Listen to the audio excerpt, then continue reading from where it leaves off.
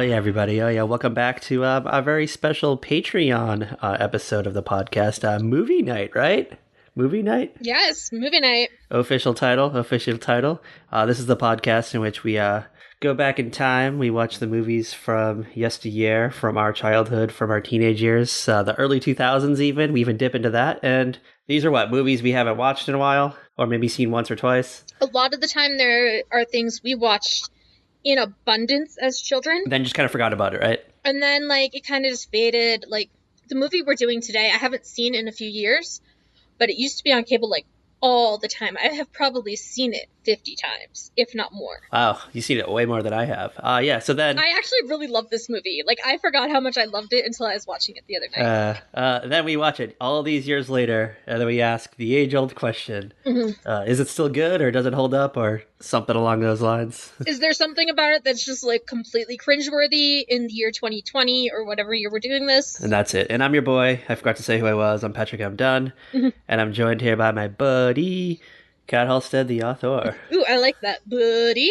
Yeah, bringing it back. Yeah, so what movie we doing today? Now that we kind of teased it, we kind of built up the crowd.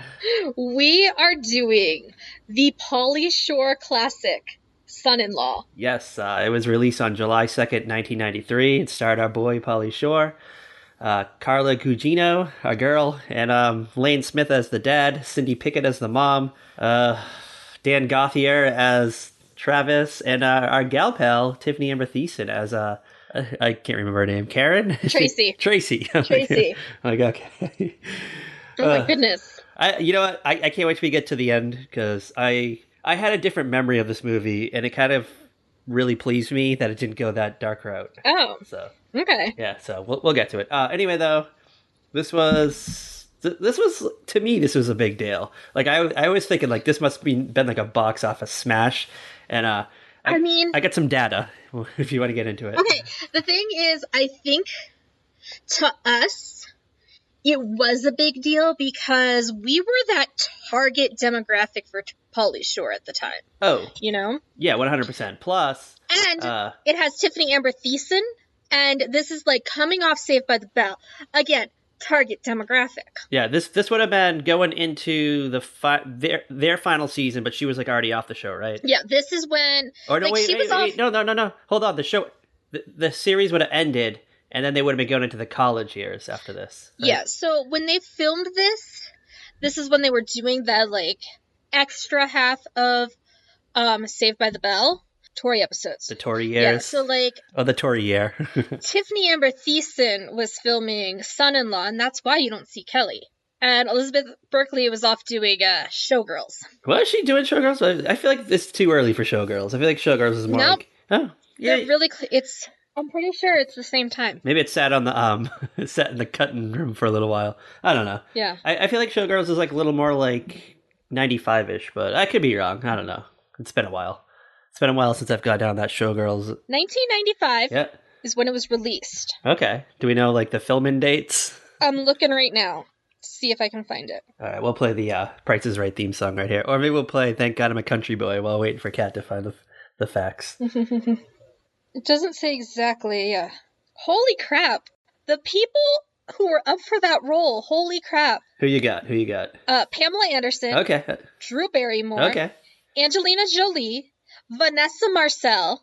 Jenny McCarthy. Denise Richards. Charlize Theron. You know what? I think if anybody else other than Elizabeth Berkley was in the role, it might not have been as a quote-unquote memorable movie. Probably not. Yeah, so I don't have the exact filming dates, but according to her Wikipedia page, after leaving Saved by the Bell to pursue a film career, Berkley quickly thereafter won the role of Nomi Malone, the lead character in the controversial Paul Verhoeven film Showgirls.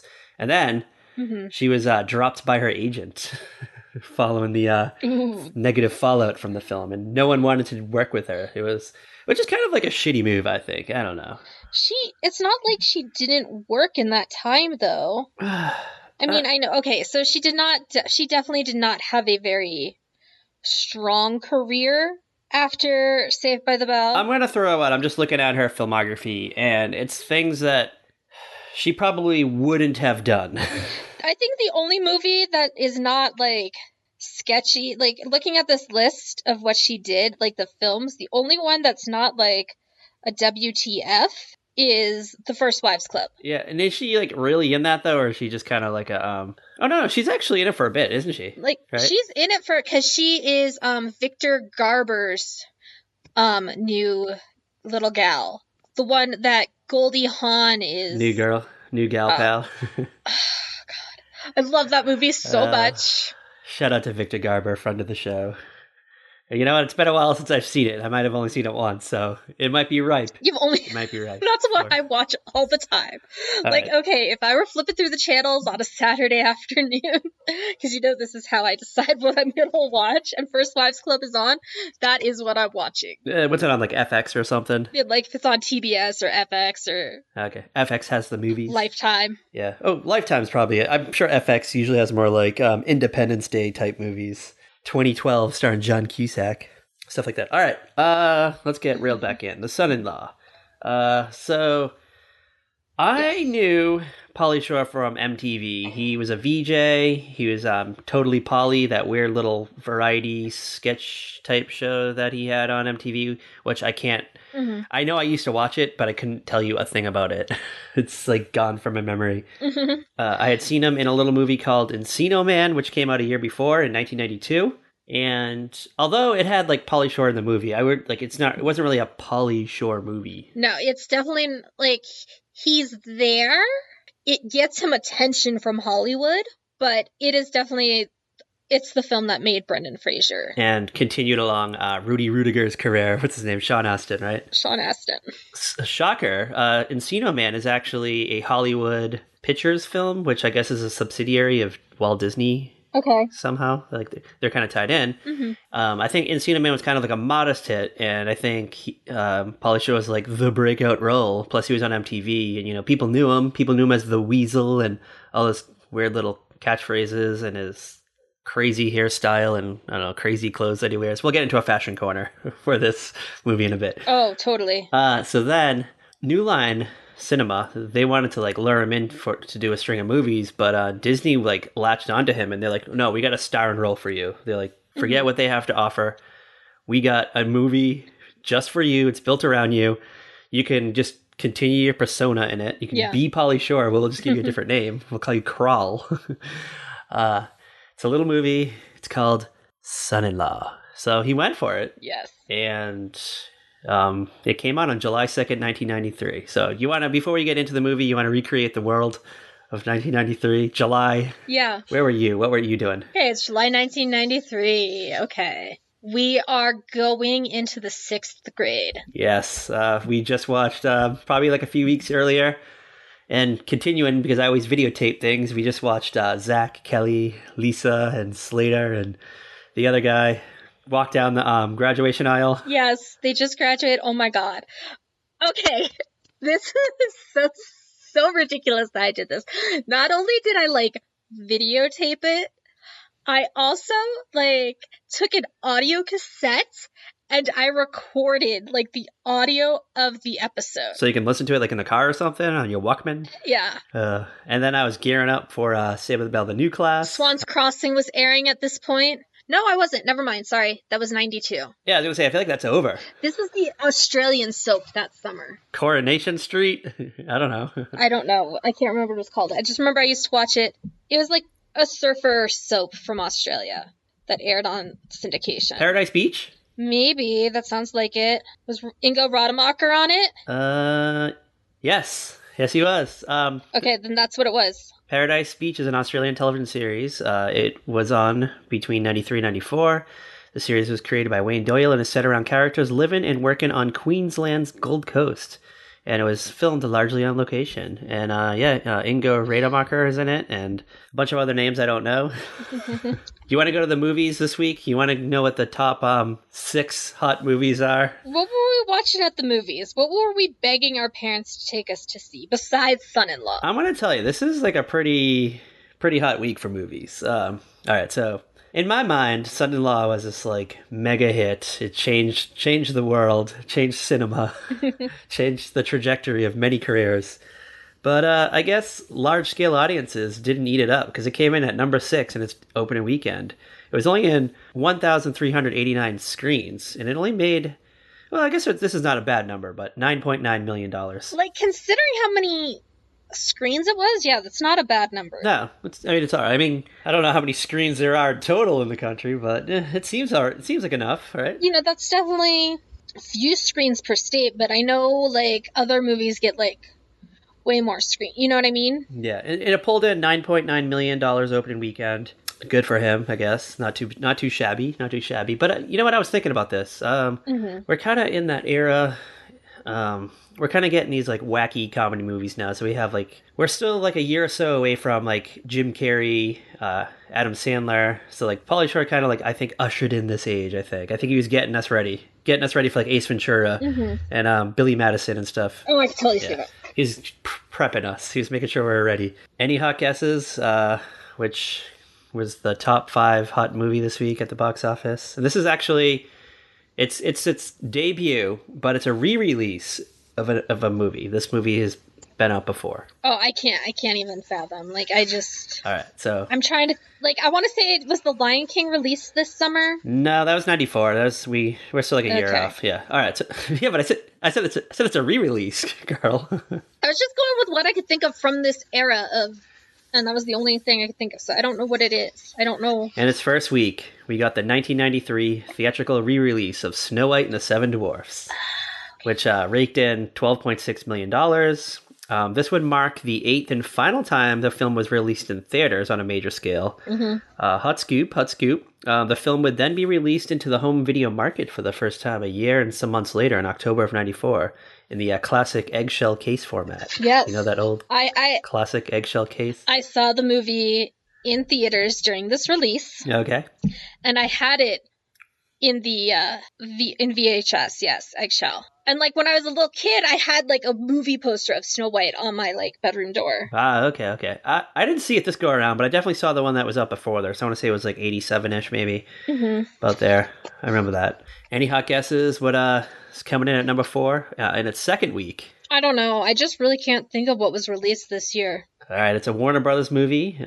Dennis the Menace. Ooga. I watched that a few weeks ago. Yeah, we were talking about this because you were like, I didn't know Christopher Lloyd was in this, like as the grifter. And Dennis is still an asshole. Like, he is awful. I think if you take this Dennis the Menace and you compare it to like the 1950s TV series, I feel like there's a young innocence to like old-timey Dennis. Oh yeah, like there's definitely But this one... naivety. Like, it's not on purpose, but he's still, like, there were still a few things. I was like, damn. I think, like, the 80s cartoon kind of, like, made Dennis a jerk again. And then, I don't know, kids ate it up. They kind of were into that stuff, so. Yeah. The 1993 movie has Mason Gamble as Dennis, and he's just kind of, like, a little shit. And, you know what? It has, like, an actually pretty, like, decent cast. Walter Matthau is Mr. Wilson, who, like, looks like Mr. Wilson. It's, like, what you picture Mr. Wilson to look like. As I said, Christopher Lloyd as like the grifter that comes into town. Leah Thompson as Alice, and yeah, it's been a while since I've seen it. You watched it a few weeks ago. What's your verdict? What's the hot verdict? I mean, I'm gonna throw this out there. I never really liked it too much when I was young. It was okay. I feel like when we were kids, there was like another Dennis the Menace movie. There was. Maybe it was like a made-for-TV movie that I liked better. There was. I believe it was a Disney Channel movie, and it was like him, and they were digging up like dinosaur bones in the backyard. Yes. And they were fake, right? Like he put them there or something. I think that was the... Or there was something like somebody put them there or something. It was, yeah. That's a classic. Like, that one was a classic. I don't know. This one, you know what? I think we were, in 6th grade at this point, or going into. So I was, like, kind of getting into more, like, teen things. So, like, I was just like, Dennis the Menace, whatever. But I tried. There were things that, yes, we were still going to be into, like Snow White or something, you know. Maybe. Just barely. And that's kind of maybe just because we had never seen it in theater. And it wasn't like it was playing on TV or anything, you know. Well, I mean, I saw it in 1987. I just told you that. Well, I didn't, okay? Well, you know what? Get with the program. Get with the program. So I had to wait until the summer of 93, okay? Yeah. You know what? Did you see that in lieu of Son-in-Law? Probably. Because I know I did not see Son-in-Law in the theater. I 100% for sure saw it. I mean, opening weekend, like July 2nd, I was in line to see this movie. I wanted to see it, but I think we had to wait for the VHS release. You ready for the number 3 movie in its second week? Yeah, what's number 3? All right, it's in its second week, and it pulled in a hefty $22 million. The Tom Hanks and Meg Ryan romantic comedy, Sleepless in Seattle. Ooga. Oh, I love that movie. We're kind of like entering like peak rom-com era now, right? Yes. Kind of in it now. We got like When Harry Met Sally like a few years before this, and now we're just kind of getting yes. Like the gravy train is rolling through town right now, through rom-comville. This is like, because you get Sleepless in Seattle. Oh, that's such a good movie. You've Got Mail. I'm actually like, I can see the DVD case from where I'm sitting. I just think of the Celine. For some reason, it just always reminds me of the Celine Dion song. When I Fall in Love, which I think is like a standard now, right? Like, did they like crown it a standard? Maybe. I feel like there's like a Tony Bennett album, like a covers album when he's singing this. So this is my like memories of Sleepless in Seattle. Okay. So you remember like how there used to be a channel that would just play the trailers for the movies you could order like for pay-per-view? Oh yeah. Did you have that? I had there were like 5 channels because we had like 5 pay-per-view channels, and you could just put that on, and I would just watch it all day long. Like just the previews for the movies, yeah. Yeah, because you would see like a bunch of them. Yeah, so like I remember there would be like the Sleepless in Seattle like little featurette thing where there'd be like little clips of interviews with Meg and Tom talking about their characters, and like the way I thought the movie played out is so differently than what Sleepless in Seattle is, but I love it. And it's also part of why I will never actually watch the movie Sliver. Sharon Stone and one of the Baldwins. Yeah, because it's like I have like this image in my mind of what this movie is, and I don't know if I could handle the actual movie because I've watched that like preview over and over again. I think this is the same year Sliver came out. Like I think they came out like around the same time. I feel like they were definitely, because I feel like those two trailers, featurette things played a lot together. Like, because I remember the Sliver one would also play the UB40 song. Oh, yeah, the Elvis cover. Yeah. Big hit. All right. One thing about the pay-per-view channels. Did you ever have a thing, like they only did it for a little while, but they would sometimes play like the first like 10 minutes of a movie. Mm-hmm. And then, because like they wanted to like reel you in so you would, buy it. Yeah. It's like I would always see the first 10 minutes of Indiana Jones and the Last Crusade. And I just remember I must have seen it like 50 times before I actually finally saw the movie. That was me with The Witches. Oh, yeah. Like you just saw the beginning. Starring Angelica Houston. Not to be confused with the controversial remake. I was like always hoping it would just like play the movie because my parents weren't going to let me order a pay-per-view movie. Yeah. And I mean, like we went to the video store all the time, but I was just like, but I want to watch it now. It's like, it's on now. It's like right here. And I can record it on one of our millions of blank VHSs. Yeah. I knew it would cut off. I knew any minute now it would cut off, but you'd still like hope. Yeah. Like you just hope that maybe it would play. Yeah. Like just maybe if I'm lucky, there will be a glitch in the cable system and it'll let me watch all of this movie. Yeah. And who knows? Maybe even like after midnight, you can watch all the porn, too. Scrambled porn. You ready for the top 2 movie this week? Yeah. All right, this is going into its 4th week, and it's the biggest blockbuster of the year. And actually, it was the biggest blockbuster until Titanic sailed into theaters like 4 years later. Any guesses? Jurassic Park? You got it. It was considered the highest grossing film ever, which, as of this recording, currently belongs to Avengers Endgame, which made $2.8 billion. Billion. Endgame is such a good movie. Well, now that there's no more movie theaters, it'll never be beat. I mean, pretty much. I mean, unless a lot of people pay $30 to see Mulan on like Disney Plus or whatever. God, I was like, don't anybody who has my account watch that. I can't afford it. Oh yeah, because it'll automatically bill it. Yeah, I'm like, no, I paid for like Disney Plus for the year. Does it ask you, like, does it tell you that you got to purchase this, or does it just play it? There's like a note on it, on it, so I don't know. I feel like someone... I didn't get charged $30, so I know Axton didn't watch it. I could just see someone being like a little, kind of not really paying attention, just scrolling through and be like, oh, Mulan, and they just like accidentally buy it. Yeah. Kind of like how I accidentally bought one of the Star Wars movies on iTunes, like one of the newer ones. I was like, oh shit, I didn't mean to buy that. Because I thought it would ask me for the password, and I hit a button, and it like just bought it. And it never asked me for the password. Oh, yeah, like I gotta be careful on the Apple TV app, because I think I accidentally set it to not request a password Oh yeah. to purchase. Oh yeah. You better. So I'm just like, eh. You better like not have like a slippery finger one day. All right. You ready for the top in the box office in its first week? Yeah, what was the number one movie this week? All right, I was gonna say any guesses, but I don't think you'll guess this. I don't think you'll get it. If I had a guess, I already guessed it with Jurassic Park. It's a legal thriller. Does that offer any hints? The Firm, starring Tom Cruise. You got it. Like, it just, like, as soon as I was like, wait, I know. And Hot Scoop. This is also the first John Grisham novel adapted to the big screen and ushered in the age of what I like to call the Grisham Renaissance. You can't even pronounce whatever you want to call it. Wow. Grisham Renaissance. How about that? Because we got The Pelican Brief, which also comes out like before the year ends. The Client came out in 94. We get A Time to Kill in 96. And then, do you remember, like, I don't know, like 10 years ago, there was The Firm TV show with Josh Lucas in it? Vaguely. It was on NBC. You know, I remember listening to The Firm audiobook in school. Like, for my independent reading, we could listen to audiobooks. I picked The Firm because that's what we had. Oh, you had like a choice of like 8 books maybe? Yeah, and I was like, I'll go with The Firm. How many times did you listen to it? And like, I never saw the movie until like about almost a year ago. Like, just one day I was just trying to flip through the channels, and we don't have cable and the internet was out, so I was just flipping through like the over-the-air channels. Okay. And like came across it and just like watched it. Got sucked in. And I was like, oh, it's The Firm. Like, it took me a few, and I was like, wait a minute, I know this story. Were you like, what Mission Impossible movie is this? When was I was like, he's too young for Mission Impossible in this. I mean, yeah, a little bit. I mean, the first one would be out like a few years later, so yeah. Getting close. We're inching our way towards Ethan Hunt and his takeover and the Mummy. All right.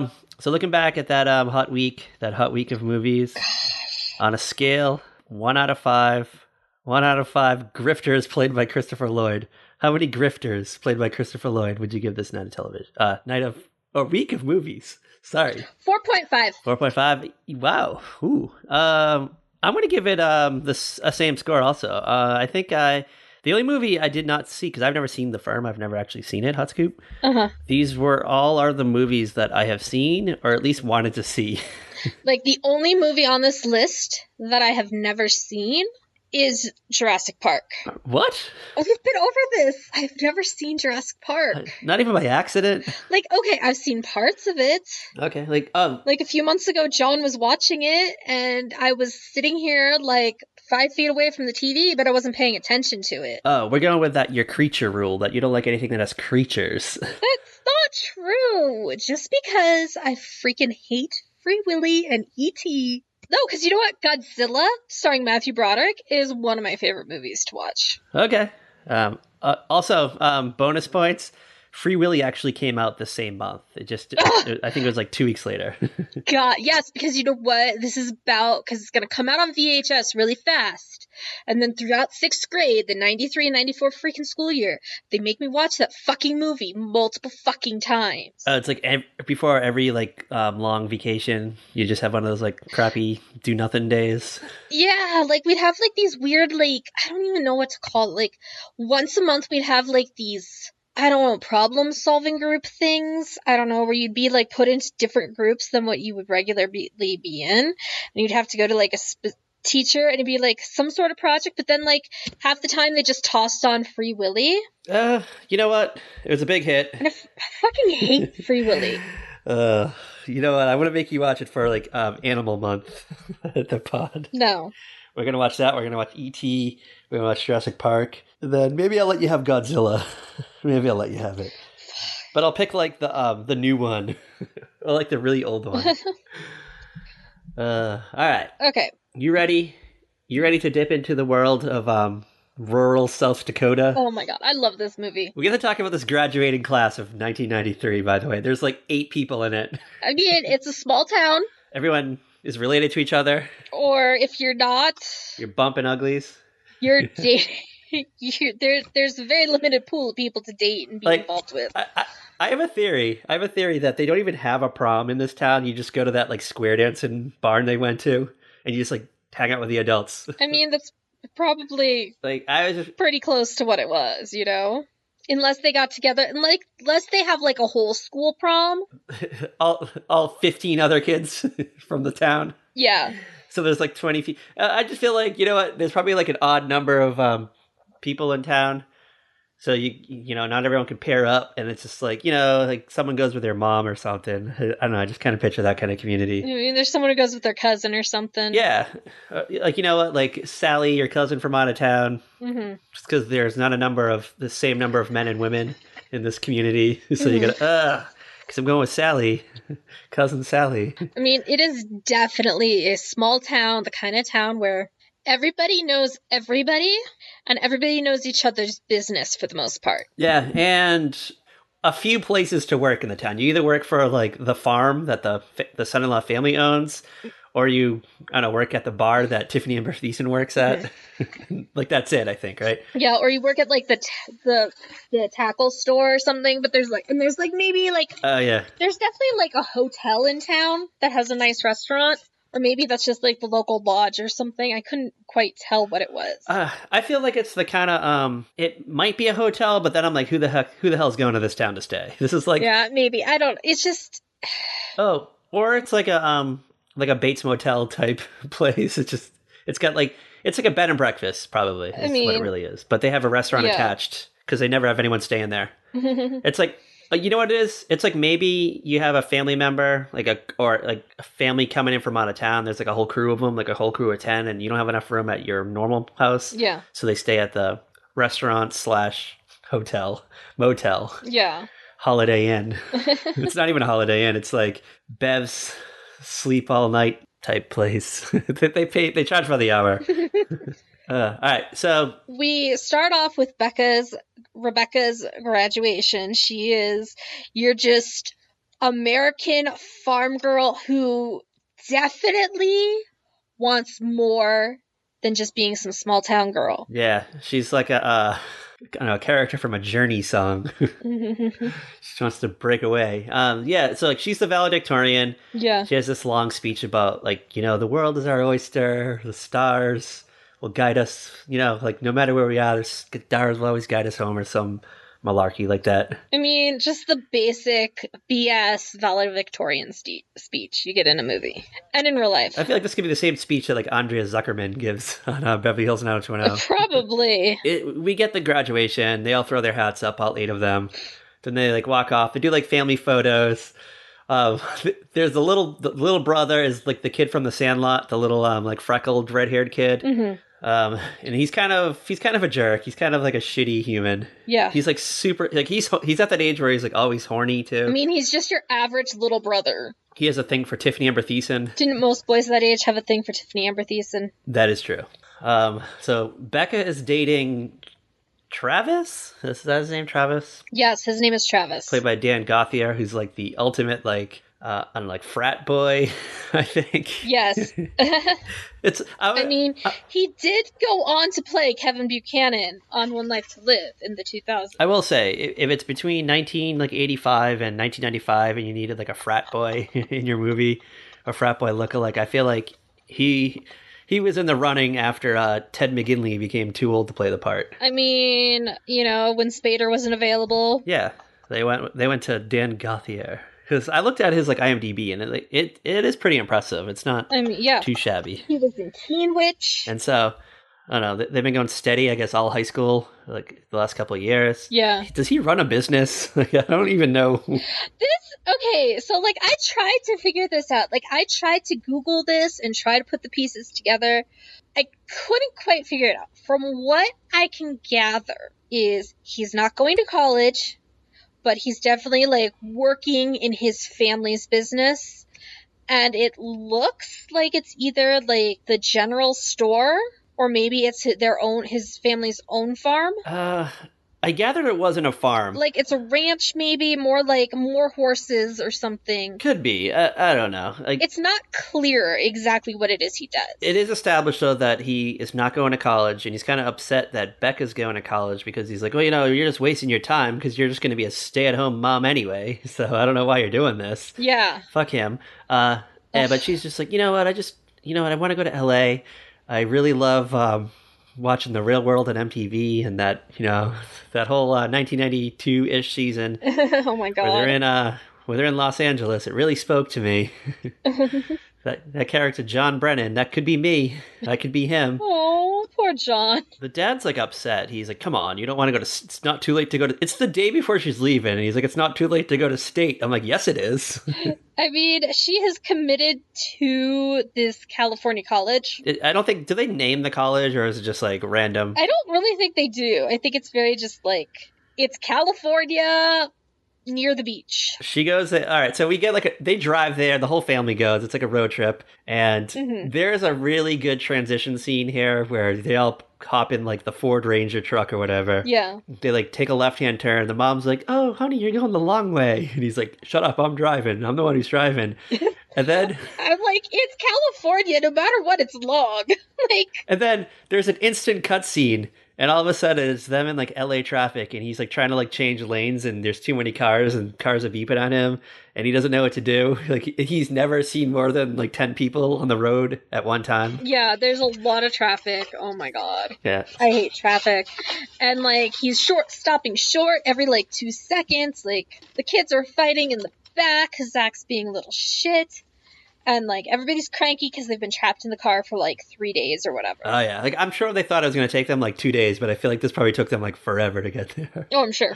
Longer than expected. Yeah. So they pull up to the school, and it's just, like, the perfect, like, it's one of those, they play, like, heavy metal music, just nondescript heavy metal music playing in the background, and we see, like, someone with, like, a mohawk and, like, someone skateboarding. There's like a guy who gets out of the shower, like communal shower with a towel, and someone like pulls the towel off, so he's like walking down the hallway naked. Every like stereotype of the early 90s you can think of is seen as they are going into trying to find Becca's dorm room. Yeah, and there's just like there's too many people everywhere, and they're trying to carry in like her trunk, her little like clothes trunk, and they're like bumping into people. She's got a trunk, she's got a couple suitcases and some boxes, and Zach is just bitching and moaning the whole time. Yeah, he's playing it on his Game Boy. And Becca looks so embarrassed.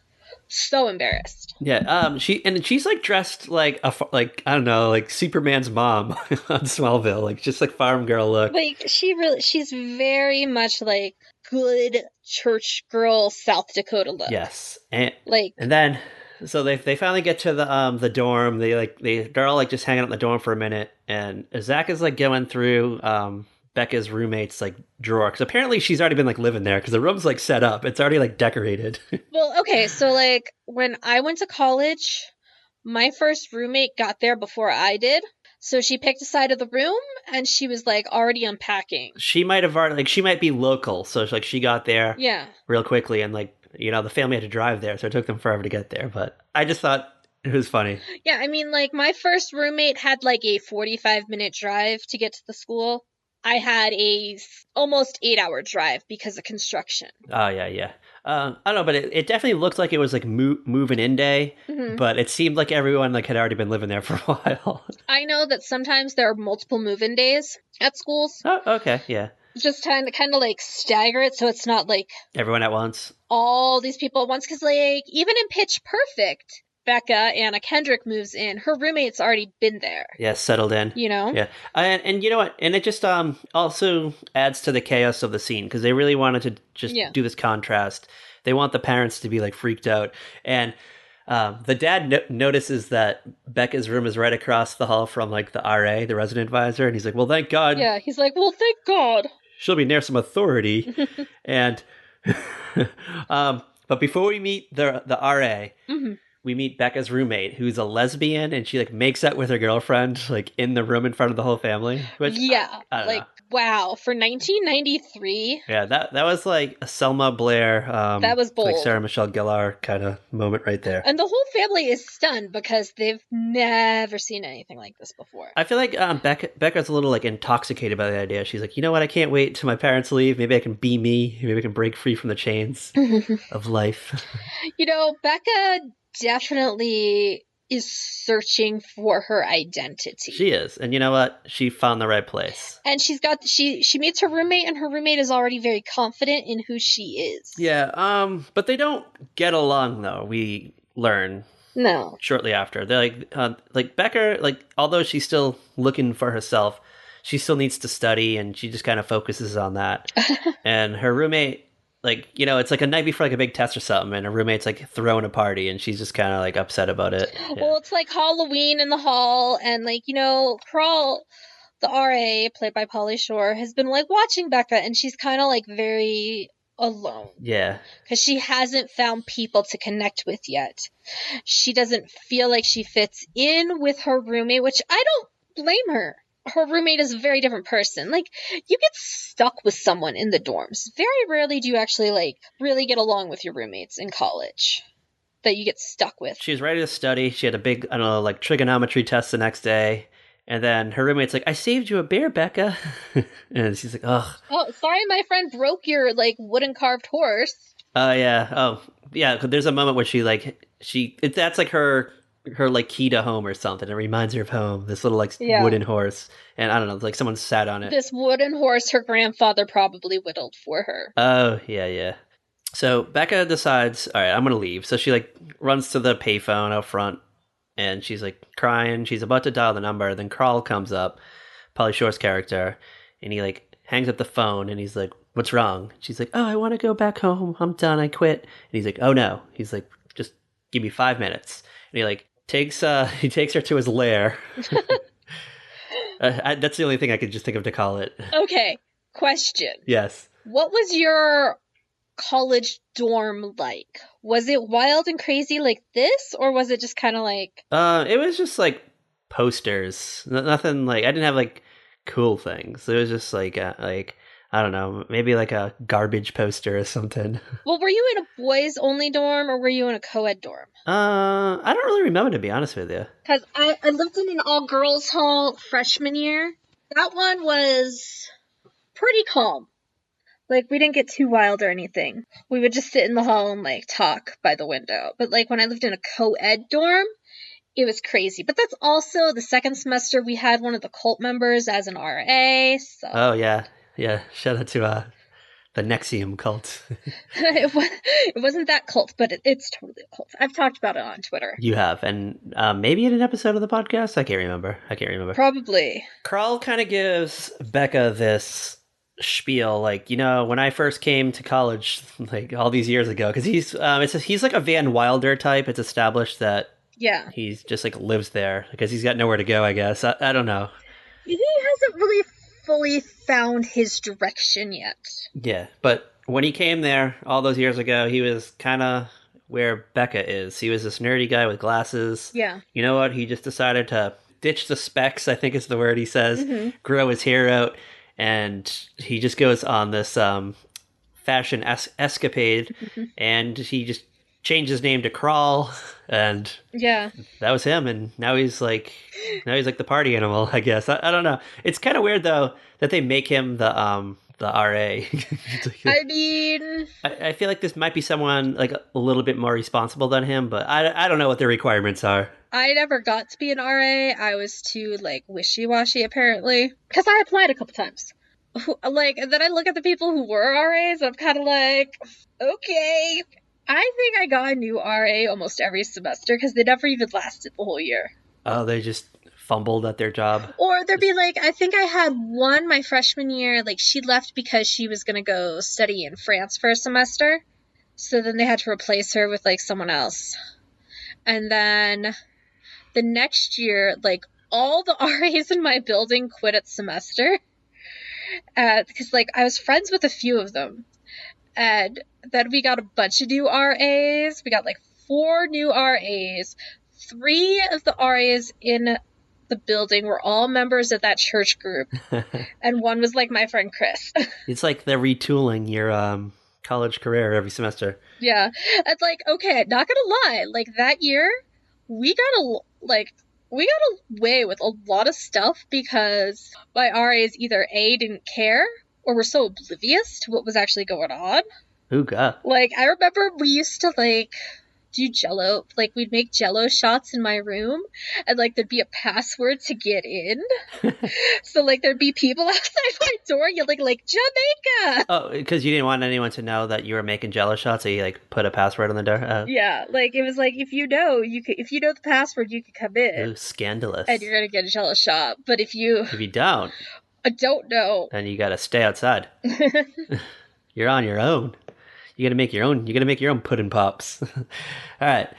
So Carl kind of takes Becca on this like rediscovery of herself, and this is just it's like a montage essentially. It is. He basically encourages Becca to find her own style as they like, go about LA. He's like, no, you need new clothes. You gotta find something else. He's like, what do you want to wear?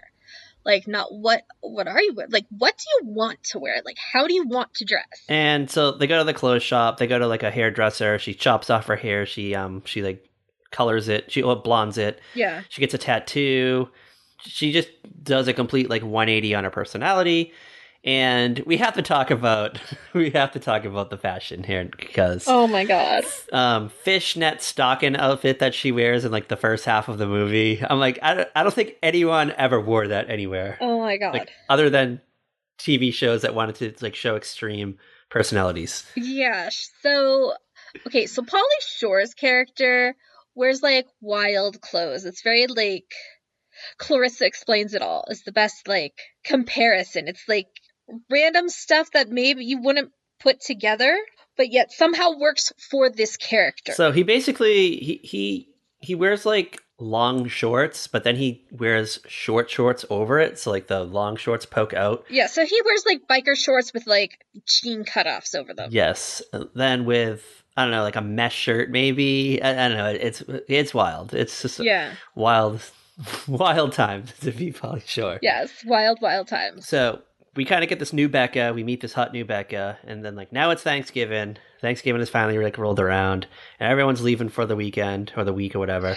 They're definitely going to be gone for more than just like the day before Thanksgiving. Yeah, this is like and Thanksgiving and the day after. I feel like this is a week long. They like get an actual week break. Becca, she like has a plane ride home, and like she finds out that Carl, his family's from like Las Vegas initially, but they might be dead. I don't even. They're not around. No, I think he's just like doesn't want to go to Vegas and hang out with his mom and Frank. I think he's just like, there's no point in going. I can just chill here. It's all good. He has his Hungry Man dinners. He's like, yeah, I got my Hungry Man dinner. Like, he's probably done this a couple years in a row. Like, he's chill.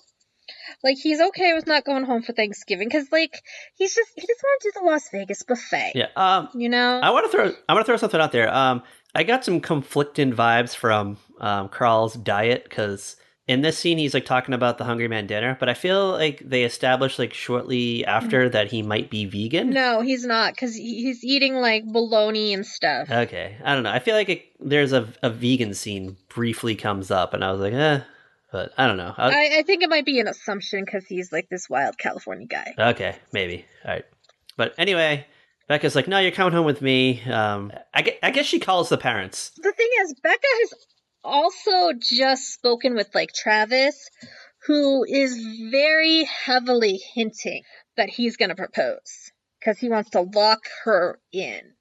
Like, he's definitely like nervous because, she's off at college and they haven't talked lately because she's been off hanging out with Crawl and discovering herself. Yeah, I think we get like an establishing scene earlier in like before transition of her into this crazy new girl. Like, she's like in the hallway talking to him on the phone, and there's voices in the background, and he's like, "Who's that? Who's that? What are they doing?" Yeah. Like, he's really jealous, and it's just like people in the hall like talking to her, like saying, "Hey, wait, we'll see you in a week," whatever, Nothing too bad at all. I think he tries to call her a few times, and like she just kind of like blows him off though, and it's like, Yeah, like she might not be there because it's like the communal phone. Yeah, it's like you have to call the pay phone in the building because they don't have like extensions in their room. Which I don't know. When you went to college, did you guys have phones in your room? Yeah, or a cell phone. Yeah. See, we had phones actually in our rooms. So then, like, you could just add, like, the 4 digits, like, for your room extension. Like, anywhere on campus, everybody had, like, 4 digits for their phone number. Shout out to Colorado. So fancy. All right, so she ends up taking Carl back to South Dakota, and the family knows that somebody's coming, but she doesn't say, like, who it is. Yeah, she's like, oh, I'm bringing my friend with me. Like, this is not who they would expect, like, on any level. And we kind of went, like, skipped over it, but the dad already met Carl, like, very briefly. And he is already, like, disturbed by Carl. So she like lands in it's like the small airport. It's the one where, like, there's no, like, you don't walk into the airport. You actually, like, walk onto the runway when you get off the plane. It's a little tiny, like, puddle jumper. Yeah. I mean, I'm sure they took, like, a larger plane to somewhere else than this small plane to wherever they live, but they probably took, like, one into the capital of South Dakota, and then, like, this is, like, your little, like, commuter. And so she gets off. Like, she gets off first. They don't get off together, which is kind of weird. Yeah. And she walks over to the family. And they're all like, who the hell are you? They're like, who the hell are you? Because she, like, looks different. She looks so different. They're all like, wait, is that... Like, she's like, hey! They're all like, is that her? They're like, what is happening? What is going on? But while all this is going on, in the background, you can see Carl, like, stumbling to get off the plane. And he's, like, bumping into people. And he's just being clumsy as fuck. And finally, like, I don't know, like, it got a little bit awkward talking to Becca, so the dad's like, all right, where's your friend? Mm-hmm. And Becca's like, oh, he's right behind me. And they're all like, he? And then all of a sudden, Carl appears, and he's like, what's up, buddies? Yeah. It's like a culture shock. They're all just shook to the core. They instantly, like, disapprove of him. Yeah. But then, like, the next hour of the movie is kind of like a redemption arc for these characters. So I think we're gonna want to go through it each person, like, one by one. Yeah, let's do that. Okay, so, well, first, they get to the house and they say, Carl, you're gonna stay in Zach's room, because they're making that boundary very clear right off the bat, because they don't know what's going on. Like, they don't know what's going on. They don't know what's about to come. And Zach's like, I don't want to share my room with this guy. Like, what the hell? Why can't he sleep in the barn? And they're like, he's sleeping in your room. Just go get the cot. Grimy old cot. Zach sets it up. Carl, like, tries to, like, bond with him, and the kid's not having it at first. Yeah, he brought him some extra grindage, which I guess is a term for sandwich. Yeah. And I want to just point out, this is, like, the ugliest sandwich that Carl made. 2 pieces of white bread, a gigantic leaf of lettuce. Like, hanging out of it. And, like, some bologna. 90% lettuce. Yeah. It was like he just took the whole bag of lettuce and just, like, split it up between 4 pieces of bread. However, Zach and Carl end up kind of bonding, because I guess Zach's, like, really into computers. Yeah. He's having trouble with one of his hacking things that he's trying to do. Mm-hmm. Carl, like, helps him out, and he, like, solves the problem for him. And then Zach's like, wow, I can't believe you're a hacker just like me. I just love that they, like, that was the early 90s term for anyone that used a computer, was a hacker.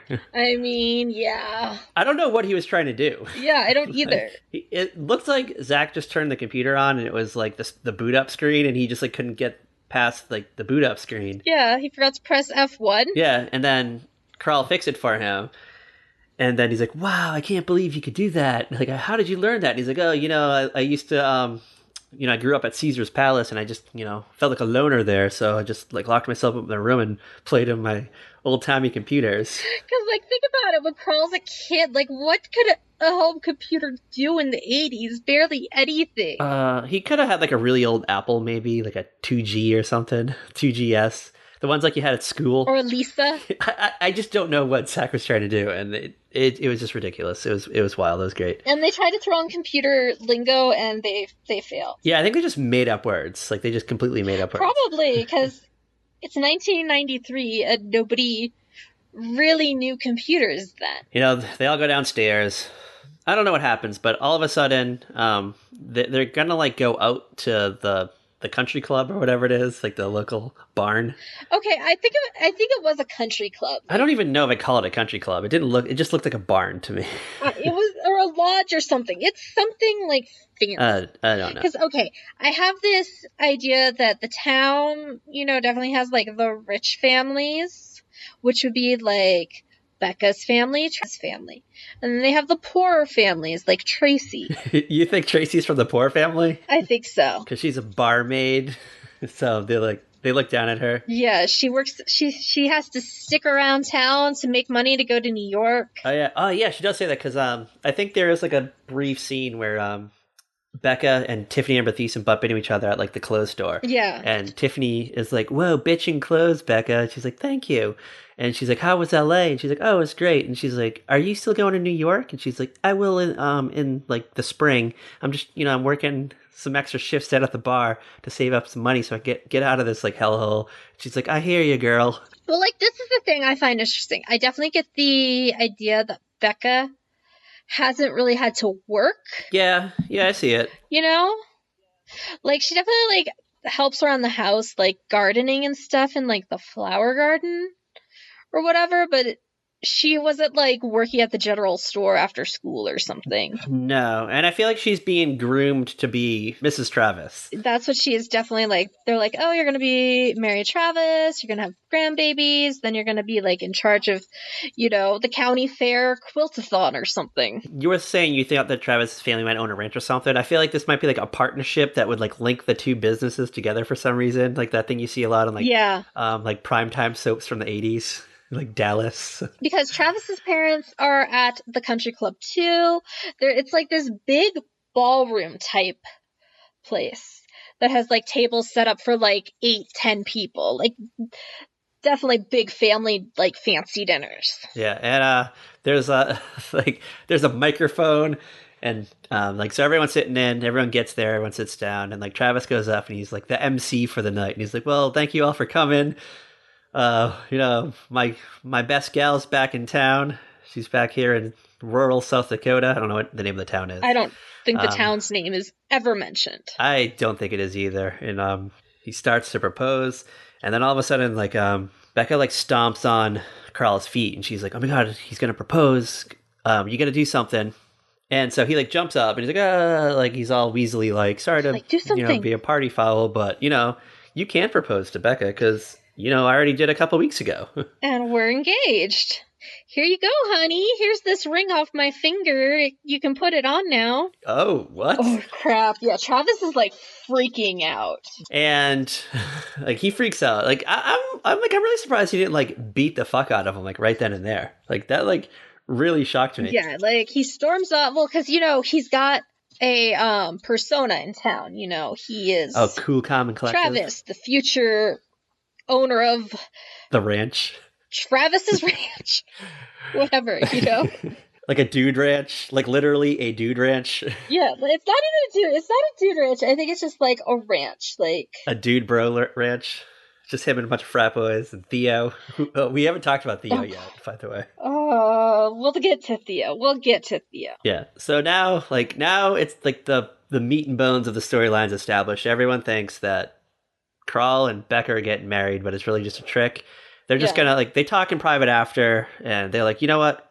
We'll just get through the week, and then as soon as we get back to California, I'll just like call my parents and say it's over. Like I broke it off. Yeah. So they're like, okay, that seems like a good plan. But what ends up happening though is like Carl starts bonding with everybody, and everyone's like starts liking him, so he like actually like thinks he's part of the family. Well, because Carl and like the dad talk, and the dad's like, "Well, what are you going to do to support Becca?" And he's like, "Well, what do you do?" And he's like, "Well, I run this farm." He's like, "Well, I can do that." And he's like, "Oh yeah, let's try you out and see how you do, kiddo."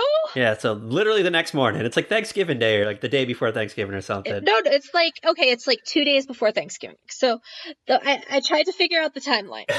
They got home. They got in on Monday. They just chilled around the house that day. Yeah, they got in on Monday. They went to the country club that night. And then the next day, Tuesday, is the day that Carl helps out on the farm. And he's like, a disaster. But then he kind of like figures out some ways to like get some stuff done after Zach like helps him milk a cow. And then like Wednesday is the fishing trip with the dad and grandpa and the bachelor party. This is a long week. Jesus Christ. I mean, they had like an actual week off of school, I guess. That is true. I mean, that's what my college did. We had an actual week off for Thanksgiving. That was our fall break. I know other schools don't get out until like that Wednesday before Thanksgiving. Yeah, I remember like Wednesday even having like morning classes. Yeah, like I remember but no afternoon. Driving past CU because we were up in Boulder. during that Thanksgiving weekend. I'd been like out of school for days, and it was like Wednesday, and like all the kids were like coming out of their dorms with their bags and stuff because they were leaving that afternoon to go home for Thanksgiving. All right, so Carl gets put in charge of the farm, and like it's like there's two guys that work there. Apparently, it's Theo, who's this like overweight, Yes, like older guy, like maybe in his 30s or something, who I guess is like the family friend, like the longtime family friend, but also friends with Travis. I don't know like the relationship between everybody in this town. Okay, so the way I see it is Theo has probably worked for this family since he was like 18 or something, you know? Okay. Like maybe his dad was like pals with the grandpa or something, you know? And got him the job because like he didn't have any other direction or something. It was like, yeah, you could be a ranch hand or a farm hand, you know? Yeah. And you know, they've trusted Theo. I would say he's probably like the assistant manager of the farm, while the dad is the manager. And then that's it. There's no other employees. I think there are other people, we just don't see We them. just don't see them. They're not as close. You know what? You know what? Maybe they had the week off. Maybe they had this week off. You know, I feel like Thanksgiving, the harvest should be in. And also for being South Dakota, it looked very like summery there too. Considering it should be freezing cold. South Dakota is freezing cold. I mean, this was probably filmed in like June or something. Yeah. Spring. I don't know. Anyway, though, Carl goes to work, but he like the dad must have been like to Theo, make his life a living hell, because you know, really like give him all the hard stuff. Yeah, and he like falls in the pile of horse manure. Mm-hmm. It's like turds all over his face. It's actually disgusting. I almost threw up watching it. Like I was disgusted by that scene. He gets like trampled by a giant pig. Accidentally almost goes into a bullpen. It's just a horrible, horrible day for him. But you know what? He goes back to the house. He stinks. It's like lunchtime. They like, I guess they all break for lunch and they go back in and they have this big. Yeah, they break for lunch. They have like an actual meal for lunch. It's not just like sandwiches. It's like actual like prepared food with sides and stuff. Yeah, the mom makes like a chicken pot pie or something, and like I don't know, like yeah, like a quiche. I don't know. Who knows? Quiche is good, man. Nobody around me seems to know what a quiche is, though. It's really frustrating. And then like Carl doesn't like clean up for lunch, so he like just stinks, and they like tell him he stinks, and the dad's like, so I guess you're done then, right? Like he thought he'd be like over. He's like, no, you know, he's like, I'm gonna go back after I eat this beautiful quiche right here. He's like, I'm a farmer now. Like Carl is like, I am a farmer now. Like Carl is like dedicated to like proving himself to this man. He is. You know what? When he has a goal, he sticks to it, unless it counts for college credit. Then he's like, eh. Yeah, I guess. So there's like a run-in joke that like he's majored in something different for half a semester or 2 semesters. Like I majored in karate for 2 semesters, or you know, I like majored in astronomy for a semester, or yoga, or like that's like a running joke throughout the movie. Yeah, like just ridiculous stuff, but he's probably majored in almost everything. Yeah, you know, he's gone through the whole catalog at the school looking for his thing. The only thing he probably didn't major in was agricultural studies. That's probably what he went back and changed his major to. Yeah, because you know they had agricultural studies in Los Angeles. I mean, he can go work in Napa Valley, maybe. There's ranches and stuff out there. Yeah, I don't know. I went to a school that had an agricultural studies. Like, that's what it started, like, its college program as, was agricultural studies. You can be a farmer in those clothes. So, moving along. So now we're kind of at the point now where Carl is just starting to kind of, like, mooch up with the rest of the family. So, like, there's a scene where he's looking at the mom, and he's like, well, he's like, you know, have you ever thought about wearing makeup? And she's like, what? No, why would I ever wear makeup? Well, this is after he walked in on the mom after her shower, and he thought it was Becca because she was bent over, and he went to grab her, and I was kind of like, wait, Carl, you don't actually have that relationship with Becca. I know, I was thinking that, because she got out of the shower, and she was, like, in a towel, and she was, like, bending over, like, doing, like, the hair wrap thing. I don't know what she was doing. Carl just walks into the bathroom and, like, grabs her ass, and then she, like, hops up, and it's the mom, and he's like, oh, sorry, Mom. Yeah. You know, while she's, like, naked and vulnerable, he's like, oh, you'd look great with makeup. Or putting some product in your hair, maybe, like, gussing up a little bit, and she's, like, appalled, but then she, like, opens the bathroom door again. She's like, come in. I guess they're going to like another fancy dinner that night. I guess that's what they do every night. Like they're going to a square dance. Oh, yeah, that's what it was. A square dance. There's just something to do like every night, man. They're at like the barn house, and I guess they all don't go together because the mom's like, I'll just drive up in the Ford with Carl. We'll just drive up together, and so they all go without without them two. Because, yeah, Carl's gonna, like, help her bring out her inner beauty to join her outer beauty kind of thing. Like, you know, gussy her up. The dad sees her come into the barn house, and he's like instant semi. He has a semi chub. I think Carl even says that to the mom. He's like, Yeah. Oh, I got a semi. So when the mom shows up, the dad's like, whoa. And he kind of like goes over, and at first he's kind of like a little like offended. He's like, "What are you doing? Like, why are you dressed like this?" And she's like, "Oh, I just wanted to look good for the night." And then like some like random like younger guy like walks up. And he's like, "May I have this dance, lady?" The dad's like, "Get out of here! Get out! Scram!" Well, okay, I think of it like this: like the mom and dad have been together for a while. They're probably kind of like set in their ways. She probably hasn't like tried to look pretty for a while. I'm gonna say since the wedding night, or like since Zach was conceived. You know what? I feel like he just wanted a son. He's like, we're just gonna keep trying until I get a son. Need a son to like continue on the legacy. But then like the son's like into computers, and he's like kind of like has a strained relationship with them. That's because the kid is like this computer nerd, and the dad's like expecting him to be basically Travis and take over the farm one day. He's not worried about that tonight. Instead, no, tonight he's pushing the twin beds together. Literally. Yeah, they show him pushing the beds together, and then the mom walks in and she's like, "What are you doing?" And he's like, "I'm pushing the beds together tonight, baby." It like cuts to the next morning, and you can tell that like everyone in the house has been up all night just hearing that. I was just sitting there like, who actually has twin beds? Like, why would you have twin beds? I mean, I feel like this goes back to like an I Love Lucy kind of thing, or like Ozzie and Harriet. It just... Well, do you like, okay, remember King of the Hill, it's revealed that Peggy and Hank have twin beds they just push together because they like different mattresses. Oh yeah. I don't know. Maybe this is just like a Midwestern thing. I don't know. Maybe. I don't know, but all I know it's like turmoil in the house the next morning because they're all like, "Oh my god, I've never heard that before." She must have been screaming. She was screaming all night long. Oh, Walter! Oh, that's his name. I just got the mom and dad. I just don't even. I can't remember her name. I want to say it's Cindy. Yeah, that's Cindy Pickett is the actress.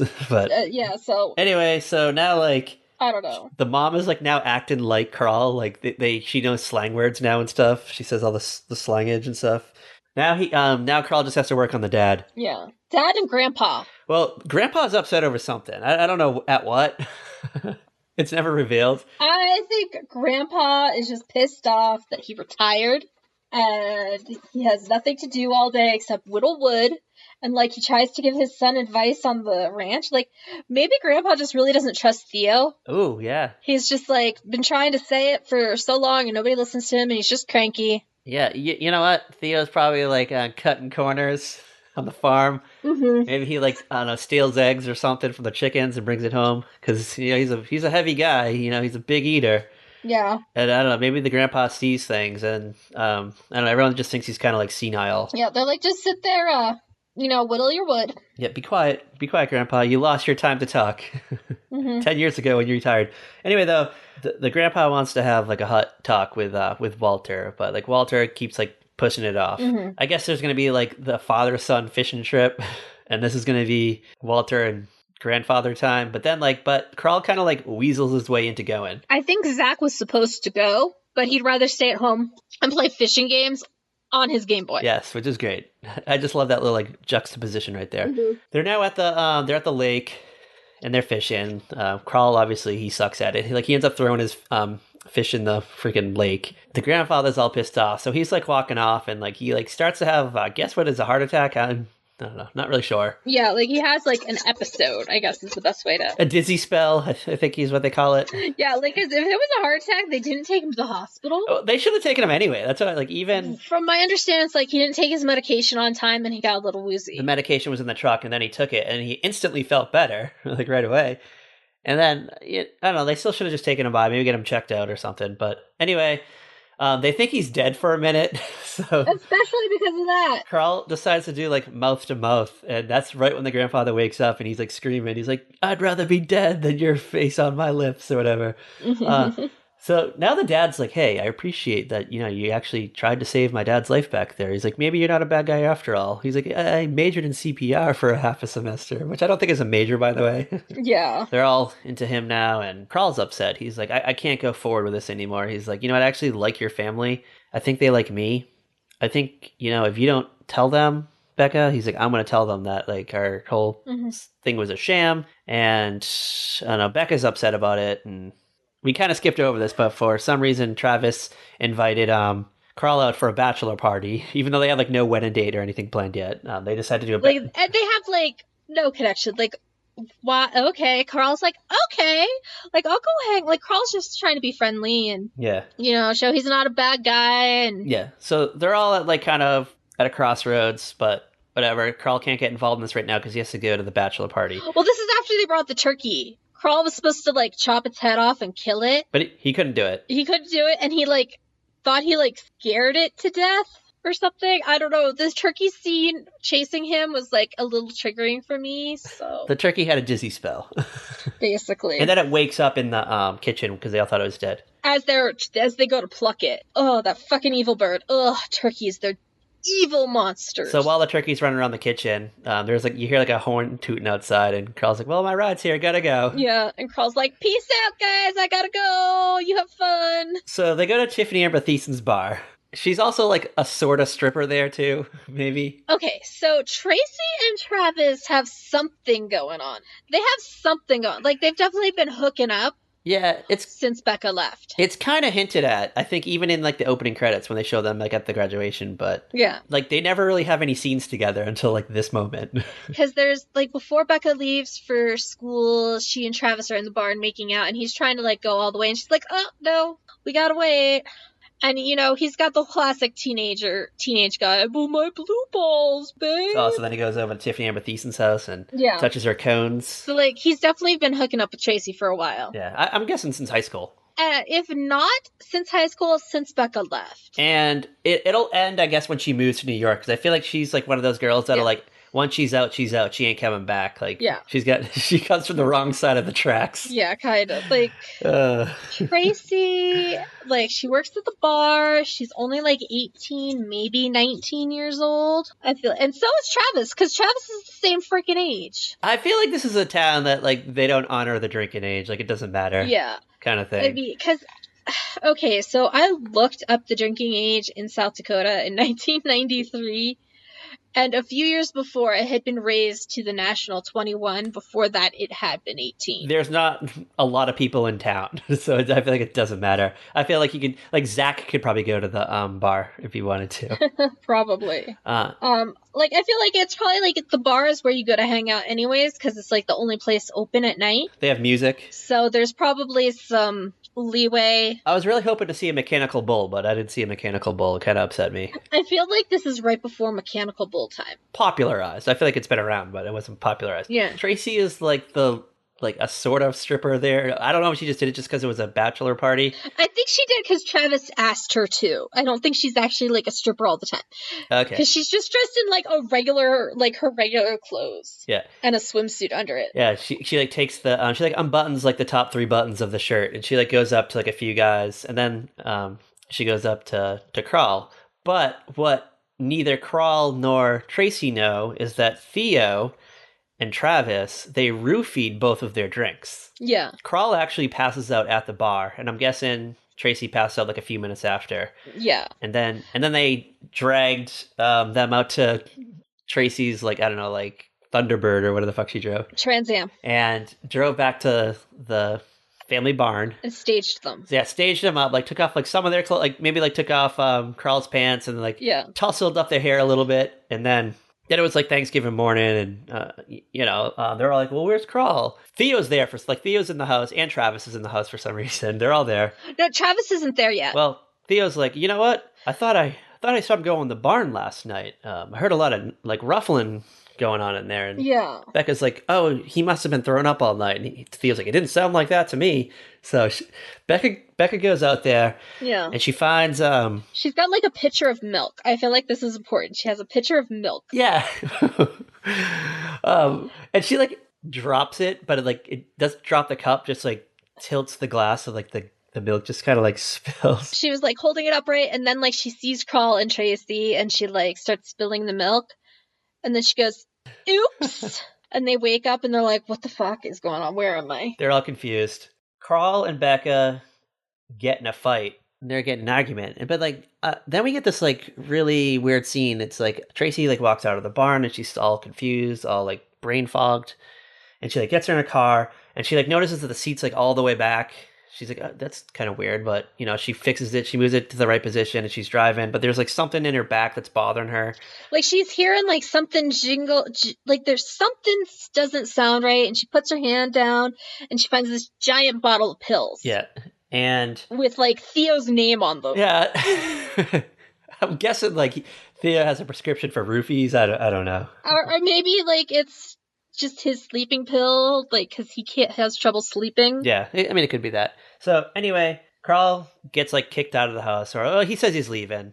So he kind of like starts hitchhiking his way back to the airport, and that's when Tracy drives by him and she like sees him. She like turns the car around and she's like, "Get in!" And he's like, "No." He's like, "We already got in trouble. Like, I don't even know what I did." And she's like, "No, I have to talk to you about it." But like, what I gathered is that she never explained to like him on the ride back to the house what was going on, because I felt like it was like the revelation happened at the house. And like, well, they're like off on the side of the road. Travis has shown up at the house and he's like talking to Becca and he's like trying to weasel his way back in. Yeah, and like he must really want this ranch, man. He must really want this farm for the future. Yeah, like that's the only reason I can think of. I know, because I'm not gonna lie, I feel like Travis could do better. I feel like they could both do better. Like Becca's kind of like a wet blanket. Yeah, they both are.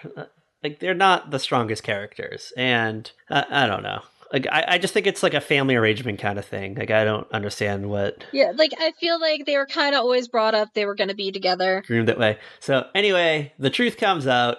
Theo gets fired. Theo like admits to it. Travis tries to deny it, but Theo still gets fired. Travis, gets punched in the face and kicked in the nuts.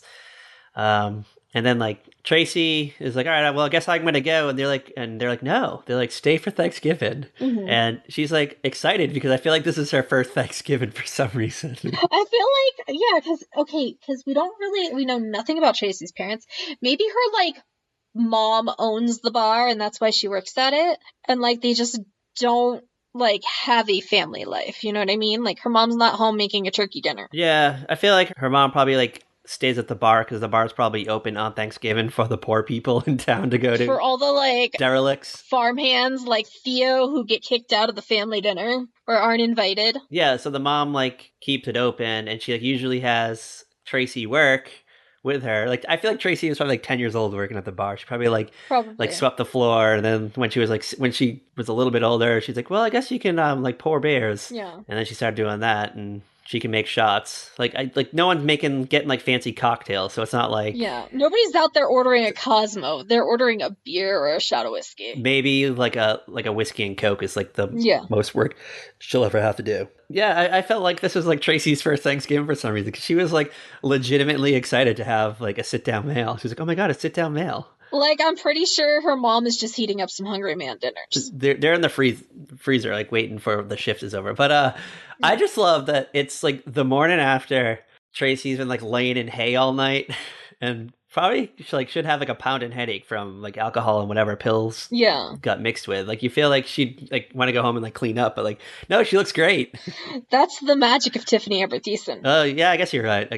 She is magic. You know what? Yeah. On that, like, short ride from the farm to wherever she stopped to like pick up Carl, that was like her getting ready for school in the morning, like in the mirror kind of thing. Oh yeah, totally. Like doing your makeup in traffic. Like there are certain things a girl can do, like makeup wise, especially back then when makeup was simple. Like you could do it in the car because you put on a little mascara, you maybe put on a little eyeshadow at a stoplight, whisk on some blush and some lipstick, and that's it. You're good. Yes. It's not like today where it's like primer, concealer, foundation, powder, highlight, blush, eyeshadow, mascara, lashes. Yeah, it's way too difficult now. Lip liner, lipstick, gloss. Like, I can't even. There are times I'm just like, I don't know what this is for. Like, I don't know what this is supposed to do. Like, this is not what makeup was when I learned to do makeup. Are we missing anything? Are we missing anything for son-in-law? Why do you think, like, Theo went along with Travis? I was like, they must have a history or something. I don't know, like, because I was thinking, okay, so if Travis marries Becca, would he take over the farm if Zach doesn't want it? Probably. And, you know, Theo definitely seemed nervous about Crawl. Oh, okay. Once Crawl showed he was competent enough to do stuff, I think Theo got nervous that if Becca married Crawl, like she was engaged to him, such, you know, that he would be out on his ass. Oh, you know what? I could see maybe like Travis made a deal with Theo. He's like, you know what? I'll keep you on as the assistant manager. Maybe I'll even promote you to like manager. I don't know. You'll get some kind of promotion, but put a wrench in that. So he's like, you know what? We have to get rid of this guy. We have to out him. We have to get him out of town. So I guess I could see that.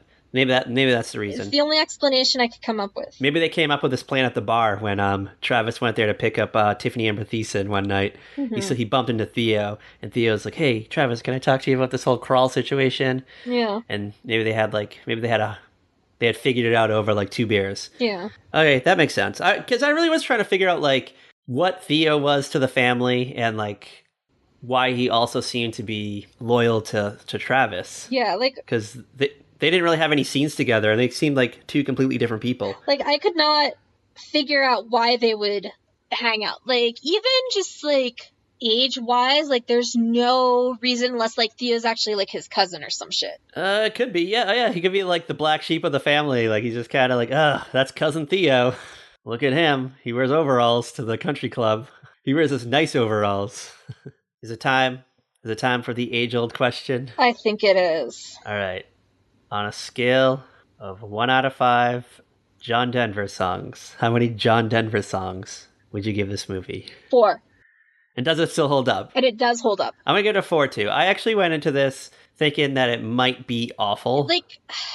And I actually found it enjoyable. The only parts that really like seemed dated was just kind of like maybe the LA part just seemed kind of out of place. And even then, that's very much a time capsule of the time. Yeah, I feel like it's like I kind of felt the same way when I watched the Brady Bunch movie recently when they did like that whole like LA scene in the Brady Bunch movie where they showed everyone in the modern days, and I'm just like, wow. I'm like, this is dated. Wow. But the actual Brady Bunch part never felt dated to me, but like the normal time frame part did. No, like it's a nice movie to watch. You can still rewatch it, and there's not really anything that I sit there feeling like would be that offensive today. Special shout out to I really loved Tiffany Amber Thiessen's character because in my memory, like I thought she was like in on the scheme. Yeah. When I watched this, I was like, wait, no, she's an innocent character in this, and like good for her for like putting it together, putting the story together, and like saving the show, so to say. So good for her. Yeah, because like this is something it's easy to watch. You get like Thanksgiving-y in like what you expect in a Thanksgiving movie. It's not like too like preachy. It's more about a family coming together. Yeah, and it's a fun like double fish out of water experience because we get that first part where we get to see Becca in LA, and then we get the reverse of that, and we get Crawl in South Dakota. The South Dakota part shocked me. I'm shocked more by that moments than like the LA ones. Yeah, like LA, I like kind of expected because it's so part of our pop culture, but... You're waiting for it. And hold on, we forgot to mention that the Encino Man actually makes a cameo in this movie, too. Yes, in the Halloween... Okay, there's actually 2 great little, if you can spot them, moments during the Halloween. One is Brendan Fraser as Link. Yes. Okay, eating the frog. And the other is Adam F. Goldberg, the creator of the Goldbergs, as the Indian on Halloween. Yes, I remember that. Okay. I remember seeing his name in the credits because I was like, who was he? And yeah. I don't know. Good times. All right. I think that's all there is to say on The Son-in-Law, unless you can... I think so. It's just a fun movie. You can put it on. You're gonna enjoy it. Yeah, you can rent it on Amazon. It's not too heavy. It's not like I don't feel bad about spending $3.99 to rent it on Amazon. No, it was a fun little jaunt. And you know what? After we did Teach and Mrs. Tingle, which just kind of like left a bad taste in our mouth, we needed a palate cleanser, and I feel like Son-in-Law was the good one. It was a good one. Good choice. Thank you for selecting that and not letting me go forward with the Jodie Foster movie with Holly Hunter. Oh, that movie's so bad. Really? I don't know. Yeah, I don't enjoy it. There is one Thanksgiving movie that I really enjoy, but it's really hard to find. It might be on Amazon. I'll have to look. Oh, It's called What's Cooking? And it's like 4 different families of different like ethnic backgrounds and races like preparing for Thanksgiving. And they're kind of interconnected. You don't find out in the end until how they're all connected. It's like really fascinating. It's from like 2001. Like Juliana Margulies is in it, Mercedes Rule, Joan Chen. You can rent it for $1.99 on Amazon, by the way. Just throwing that out there. ooh, oh my god. Yeah, so. I know what I'm renting tonight. I really like it. Like I had to like illegally download it to find it. That is probably like my favorite Thanksgiving movie. Okay. There aren't very many movies that take place on Thanksgiving that are really enjoyable. Yeah, I was looking at because I brought up a list of Thanksgiving movies, and I think this was like the only one I was like excited about. And for some reason, they throw the Addams Family Values in there, even though there's just like one scene that. It is just the turkey song. Yeah, eat me before. Yeah, so like Thanksgiving movies are hard to find. They're usually kind of just Like the only ones that I will watch over and over again are Son-in-Law, Freebirds, the turkey cartoon starring Owen Wilson, and What's Cooking. Definitely catch those all as soon as you can. And